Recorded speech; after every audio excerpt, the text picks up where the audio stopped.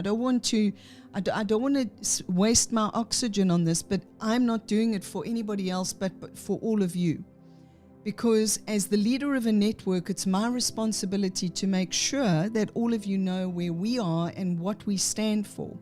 We are an LGBTI affirming network of churches, which is DGAN, and also churches called DGFC, which are LGBT affirming churches. That means that we believe that the scriptures that have been used against us, the Clobber texts, yes, they are called Clobber texts for a reason, have been totally misinterpreted. And if you actually study them out, you get to know that that is true. Because the Bible is not a book about sexual orientation. It's a book about Jesus and his love for us.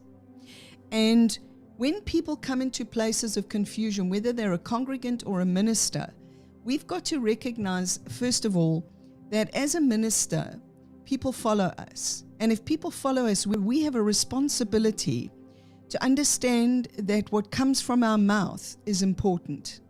What comes from our actions is just as important.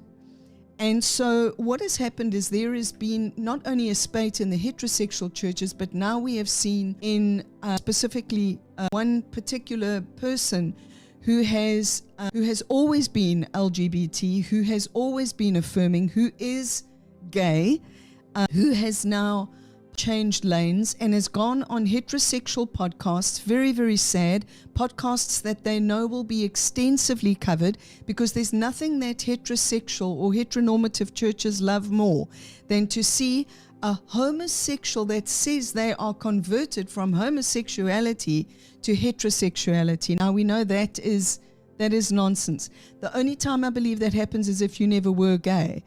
And that is far and few between. Certainly in my 35 years of ministry and counseling people, that is what I know to be true. So I say that to say this because there are many people that have become scattered, confused, and totally freaked out. They don't understand. They don't know what's going on.